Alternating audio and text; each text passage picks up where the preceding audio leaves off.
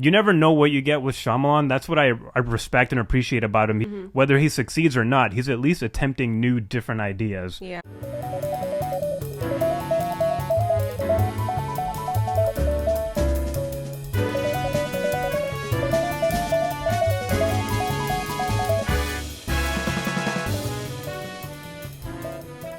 Hi. Oh my god! What the fuck? I'm Cooper. Hi. Hey everyone, welcome to the latest episode of the Most Potato Podcast. I'm Alvin. I'm Jess. Yes. Yes. And if we sound hysterical and low energy, it's because we recorded this episode and the full video got corrupted. But we're gonna give you the goods, okay? Don't worry about it. It's all good. Yes, I'm really excited again. I have all the energy again for this. Yes. Yay, technology! Yes. Anyways, guys, we're gonna be talking about M. Night Shyamalan's Trap, and this is honestly a highly anticipated movie for me. Even though I know this guy's been polarizing for so many years, this dude was a god to us back in the early '90s and 2000s. Then he fell from grace in the late 2000s and gave us the masterpiece Avatar: The Last Airbender. That was awesome. Yes. Yeah, He's definitely not problematic with that. And then he's also had a resurgence with latest movies like Split and, Knock at the Cabin, Old. I think we like some of those movies more than others. Yeah. But for the most part, he had a comeback. And I was really curious about how this movie was going to turn out because based on the trailers, this felt super straightforward. I didn't expect the typical Shyamalan plot twists or mystical supernatural elements at all. This looked very just grounded to reality for the most part. Yeah. But it also looked like a fun time because the premise is really just this dude just trying to escape cops in a concert. And the whole concert is just one big trap. It's not even an official concert, which I think is a ridiculous fucking concept. And I think you have to go into this movie just kind of just switch your brain off. Yeah, you do. You really do. Yeah. There's a lot of things that happen that you're just like, that wouldn't happen. That completely makes no nonsensical. Sense. Yeah. Yeah, so I think if you go into this movie not really expecting a Signs or Unbreakable or anything like that, I think you're going to have a good time with this movie. So in this movie, Cooper Adams is a very wholesome father who takes his daughter to a high-profile pop concert, but it's anything but fun when it's revealed that there's a police presence looming around and that this police presence is for Cooper. It's a trap for him because he turns out to be a serial killer. And I really like that concept. It's so interesting but so simple that I feel like it's kind of hard to mess up. Yeah. And I think for the most part, M. Night Shyamalan really nails it with this. It's not a great movie, but it was entertaining. Mm-hmm. I had a really good time with it. I had so much fun with it for the most part. And I don't know, I just wanted to ask you, what are your initial feelings and thoughts? Without giving spoilers, we'll do non-spoiler stuff for a bit and then give a warning for spoilers. I felt like it set up perfectly fine, in the beginning. Yeah. Everything was, straightforward. They were at a concert. This guy's trying to figure out how he's going to get out of there without getting caught. All while pleasing his daughter. Yes, the daughter. So he's basically being that typical dad jokes and all that stuff. He seems like a normal guy. And then you find out this whole thing set up for him. Yeah. Which is just I was just wow. So how is he supposed to get out? Because they have a lot of police there trying to catch the guy. Yeah. So I was just this is going to be interesting. And then we get further in and I'm just we're not done. We're going to keep going. So, yeah. I mean, I guess that's the only thing is that you think it's gonna end eventually. There's only one way. Point. Yeah. It's okay. I think it's time to wrap it up. But they're no, there's more. I'm just but why? Yeah, and I think the runtime was what, an hour? An hour and 40-ish minutes. Yeah, it felt longer for me. Usually when I see an hour 40, an hour 30 minutes, I get really excited. Yeah, yes, finally, not a 2.5-hour movie for nothing. Yes. But I was it might as well have been. That's what it felt like with the third act. It started to feel like that. But I did enjoy the film. I was able to just be you know what? This is what you want me to believe. This is how you are telling this story. I'll go with it. Mm-hmm. So I know you mentioned that there are people that were just not expecting it to be as PG as it clearly states it is. Yeah, it's a light PG-13, Yeah. which I don't think you've ever seen a Shyamalan film if you're upset about a PG-13 rating. First of all, you could do a lot with PG-13. It just depends on the director. Yeah.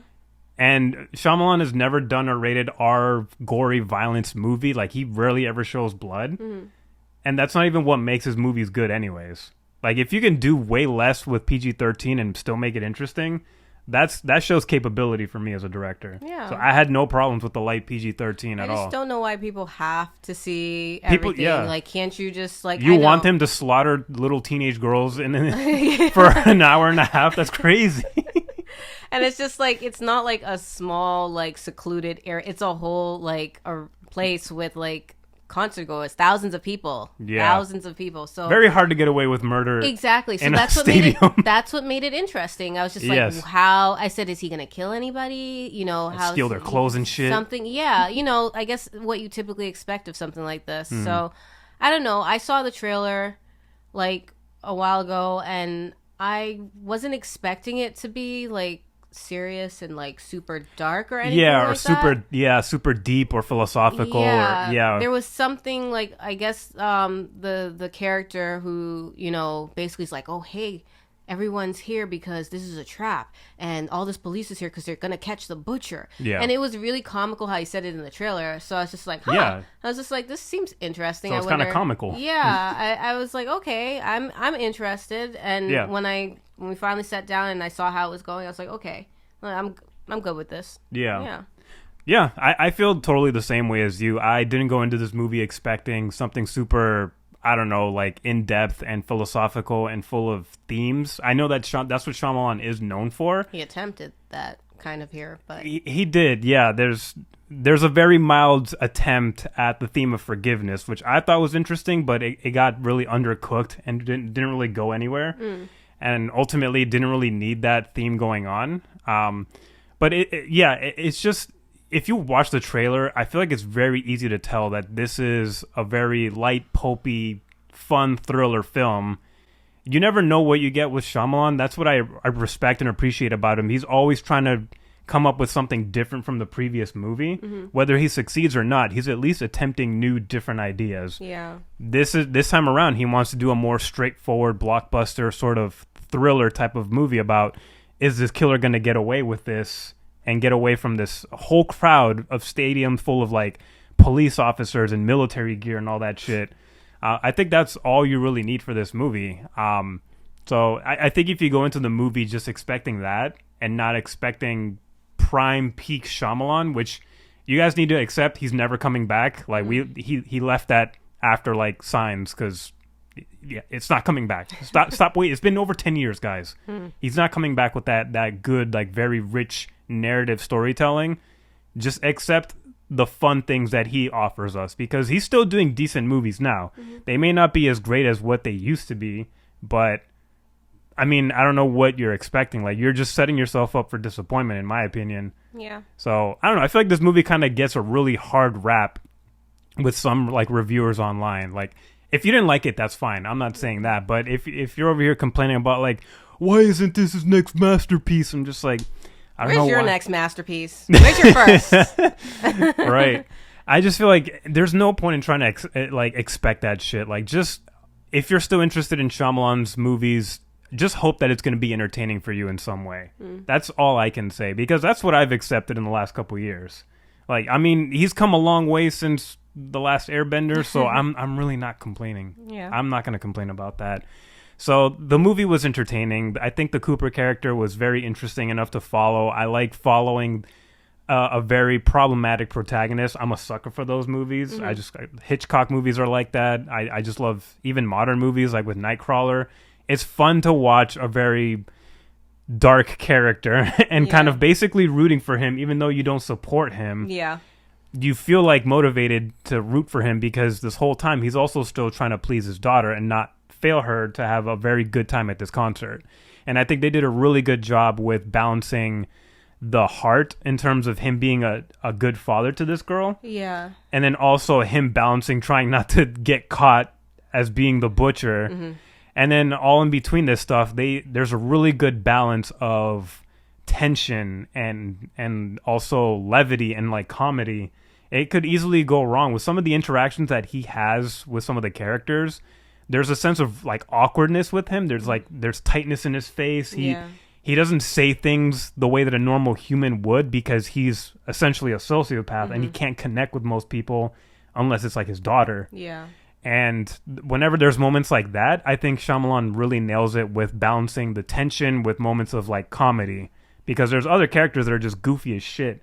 And this serial killer has to play off of that and try to act normal. Exactly. It's like, I love seeing moments where he's just like, "Hi, I'm Cooper." Yeah. It's slowly like it's like he has to flip a switch. Yeah, like he's flipping a switch, and it's really hard for it to just stay on. He struggles to pretend to be normal, because you see, like, whenever he puts on a smile and is trying to like go about, you know, his day with other people, then he like frowns and then gets really serious. Yeah, I'm just like, you walking past a couple other people that caught that. Yeah, especially cops. You got to be extra careful. Yeah, especially because he's looking around. Like, I know it's from his perspective, but it seems like he's the only one looking for certain things, like the exit or the amount of cops standing over here. Why is, you know, all this stuff he's like checking for. We're watching him check for it. That I feel like everybody around him, they're not worried about that. You know, no one's looking at that. His daughter's definitely not looking at that. She's just excited to be there to see like her favorite singer. Yeah. And he has to just be like, what's going on? Why are there so many cops? Like, am I going to be able to like turn around and just walk out of here? But eventually, as you know, they go further in, he realizes that's not what's going to happen. That's when he starts asking the questions and like really looking into things. And I like that. I like being able to be like, okay, this is what's going on around the character. Like, this is what we need to be aware of. Yeah. And it builds like a lot of tension, because once you realize like, oh shit, they're looking for him. Yeah. How's he getting out of here? Yes. And then as the movie progresses, he does more and more terrible things in order to get his way. Like, at some point, he actually causes bodily harm to an employee. Yeah. Which, again, no spoilers, but there is some harm that happens. Like, he's not just stealing equipment here and there. He also has to manipulate people and even get people hurt in order to cause diversions and, like, exit points, just for him to try to find an exit to get out of here. Yeah. So I like that they really played with his sort of process on how he's trying to get out of there. Mm-hmm. Something that did stand out to me in this movie was the concept of being in a concert. Mm-hmm. I really liked the moments where we actually got to take in the concert. Yeah. Like the stuff with like the profiler kind of intercut with what was going on in the concert, which was kind of annoying. But when we were focused on the concert, I was actually pretty into the music. I was into the atmosphere. I think the way that they shot the concert actually had effort to it. They actually wanted us to feel like we were enjoying the concert while we were in the mind of Cooper and trying to figure out how's he going to get out of his next move. Like, every time he fails at an attempt, he comes back to the concert. Yeah. And it's never just like in the background as like just a boring ass thing. It actually feels like an engaging moment. It feels like a character in the story. It feels very part of what's going on here. It does help that the actress who plays the singer is actually the daughter of M. Night Shyamalan, who's a real life musician who actually does pop music. Yes. And she actually sounds good. She's actually really good. And I liked her stage presence. Like, every time she performed, it felt like a real performance. And I think it was important for us to kind of get invested in the concert, because otherwise it just feels like a random backdrop, and it doesn't feel as integral to the story. That's true. So I really like that moment as well.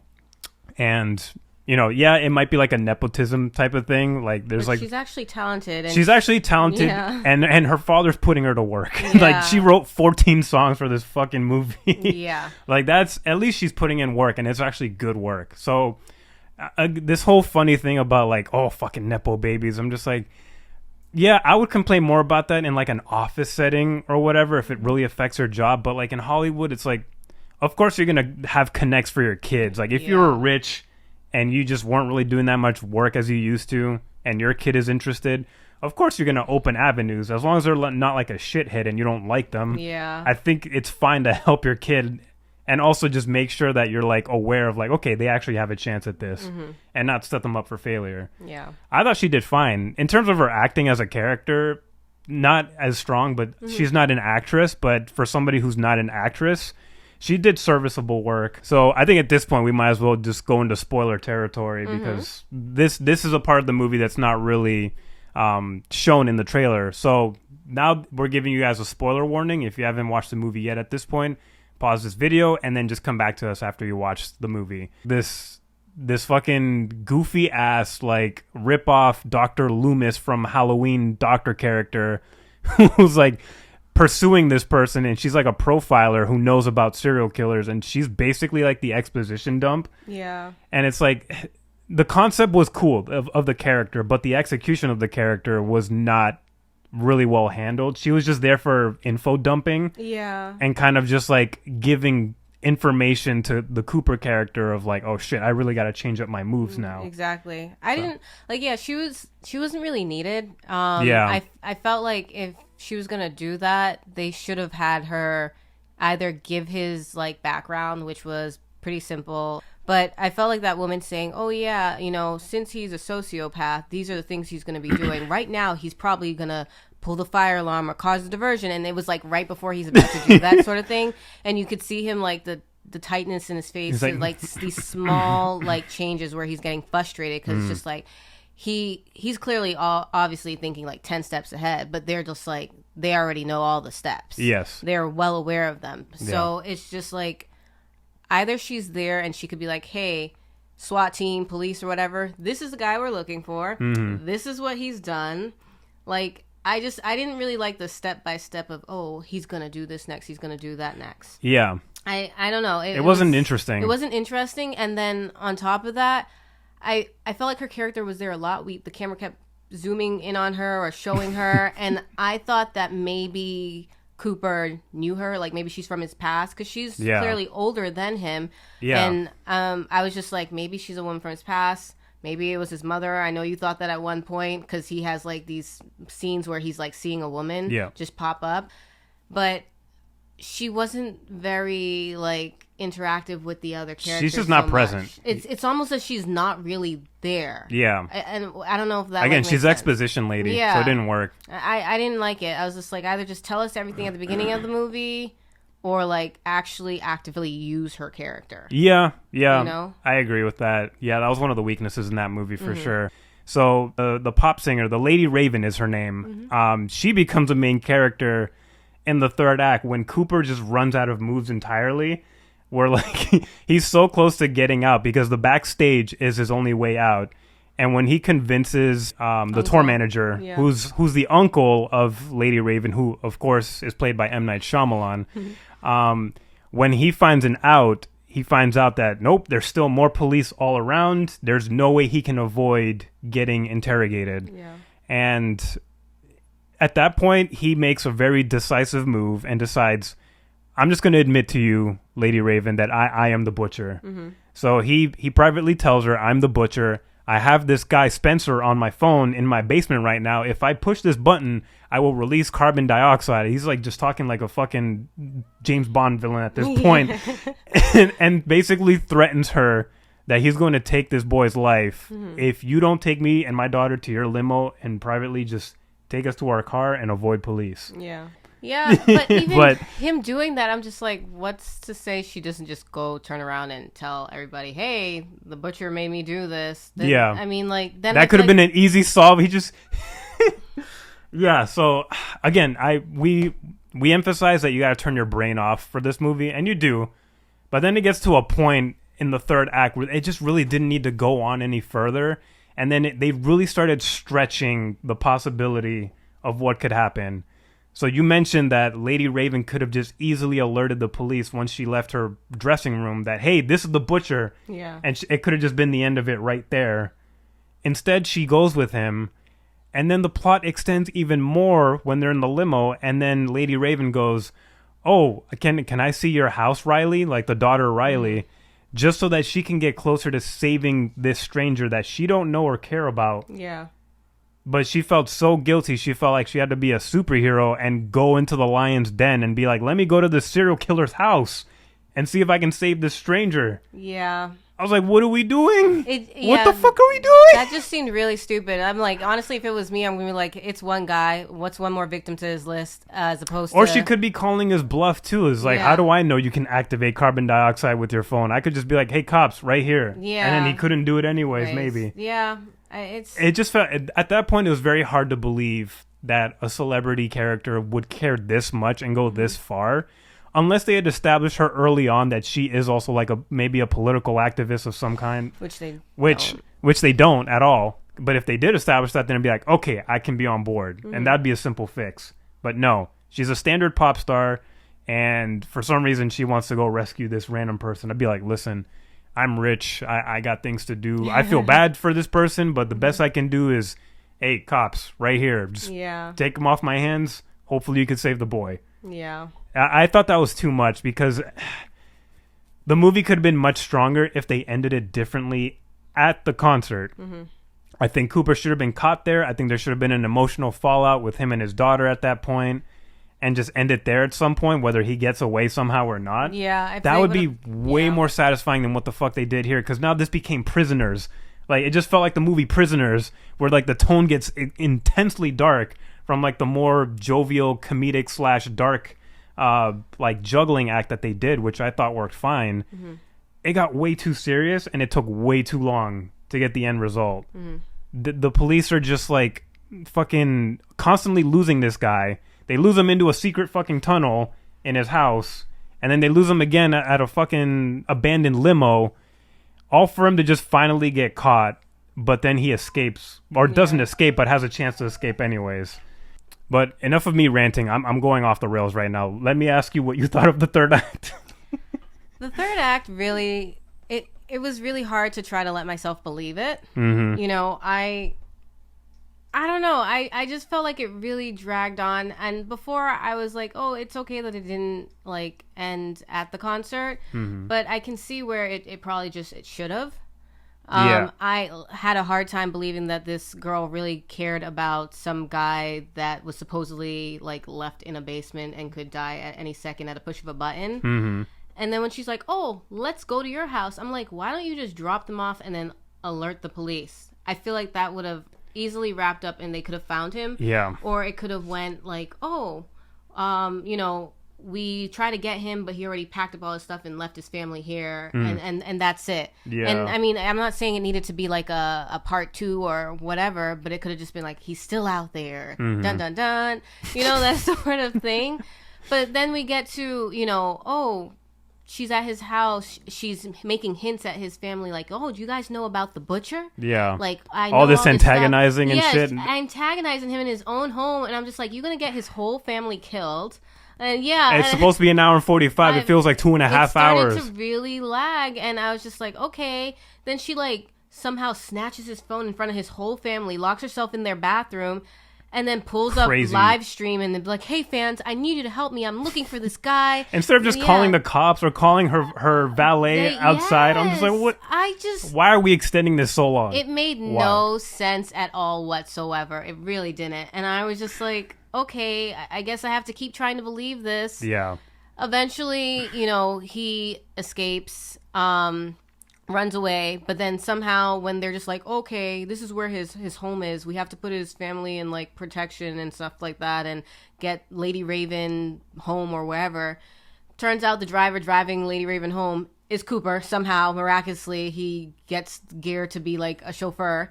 And it gets really ridiculous. Too convoluted, too extended. It wasn't even that interesting or entertaining at that point. Yeah. And that was the main fault, is that it just wasn't that entertaining. You mentioned, like, what is he, a magician? Because he kept just, like... Disappearing and slipping through the cracks. And I'm just like, all right, now we're going beyond. Now we're going into superpowers. And we did not establish no supernatural.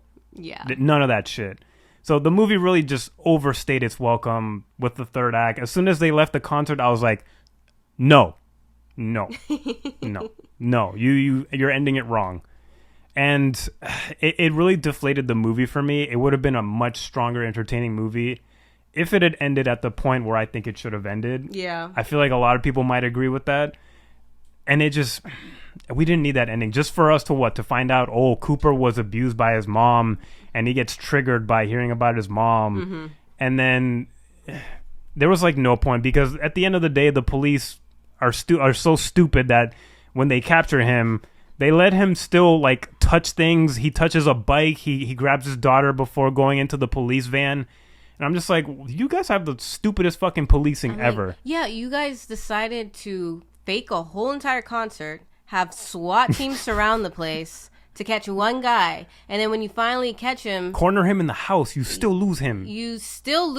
And you allow him to touch things after you had to tase him, drug him.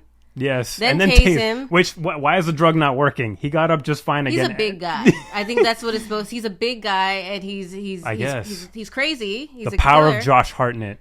When he was in the kitchen with his wife, because come to find out, the wife is the one that tipped off the police about him because she suspected he was the butcher, because she first suspected that he was having an affair because he was always buying her gifts or, you know, going off somewhere. And so she followed him one time and found the house that he was like staying at to basically plan for his victims. He's like, oh, so it's your fault that all this has happened. I'm like, no, it's your fault. Keep blaming women instead of yourself. It's your fault that you're a serial killer. Well, it's not his fault, but it's your fault for killing all these people. Fault.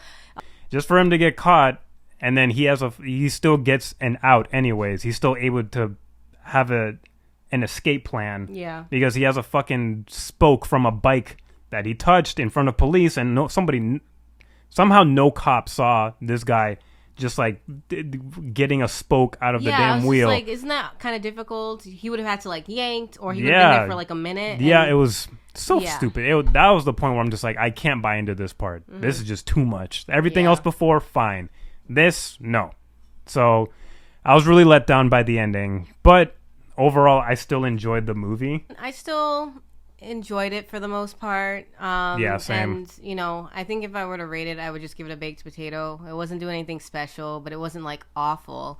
I know people had expectations, but I feel like it sets up what it's gonna be when you very go early in. On. Yeah. And I was fine with how it was. I was just like kind of enjoying it. Yeah, there were problems, but now when I think about it, I don't think I would rewatch it. Yeah. I don't know. I don't want to say I don't recommend it, but I feel like if you want to check it out, I don't see why not. It's not like the worst things ever hit theaters. So not even close. Yeah. Yeah. I would also give this a baked potato. It's a decent time. It's not anything super grand, and it's also not like some steaming pile of garbage. Yeah, definitely not. I can confidently say it's not a bad movie. There's some bad elements to it, but it doesn't overpower the movie, at least for me personally. Mm-hmm. I had a good time with this movie. I still liked it, even despite the bad third act. It was fun, and if you're looking for like a fun time, if you're not trying to watch Deadpool and Wolverine for like the billionth time, I think this is worth a watch, honestly. This was a fun time. I don't know, M. Night Shyamalan, I think, delivered another decent project here. Yeah. Is it one of his greats? No, but I don't think it has to be, and I'm not expecting anything from him other than new interesting ideas and new perspectives. I'm always going to be a fan of Shyamalan. He's always going to have a special place in my heart because he personally traumatized me, however old I was, when Signs came out in the theaters. I thank you, Mommy, for taking me and Melvin to the theater and scaring us with that movie. I'm always going to have a special place in my heart for Shyamalan, whether he makes another poopy movie or a decent one or whatever. I'm always going to be rooting for him. So I'm glad we went to go see this. This was a decent time. So 2 baked potatoes from both of us. Yes. So yeah, definitely check this one out if you're not, busy and you're not, watching Deadpool. Yeah. And let us know in the comments if you've seen this movie as well. Did you like this movie? Did you love it? Did you hate it? Think you're like in between? And if you like this video, guys, thank you so much for watching. And if you really love us, make sure to follow us, pretty please. Yes. Give us a like as well to appease the algorithm gods, and hit the notification bell as well so that you don't miss out on any new episodes. And share with your friends. Make sure you share with your moms, your dads, your serial killer neighbors. And we're on streaming platforms everywhere that you listen. So yeah, nothing problematic here. Yeah. So thank you guys so much for listening, and also thank you, Milo, for being a guest here. Interrupting. Being a baby. And we'll see you guys on the next one. Peace and take care.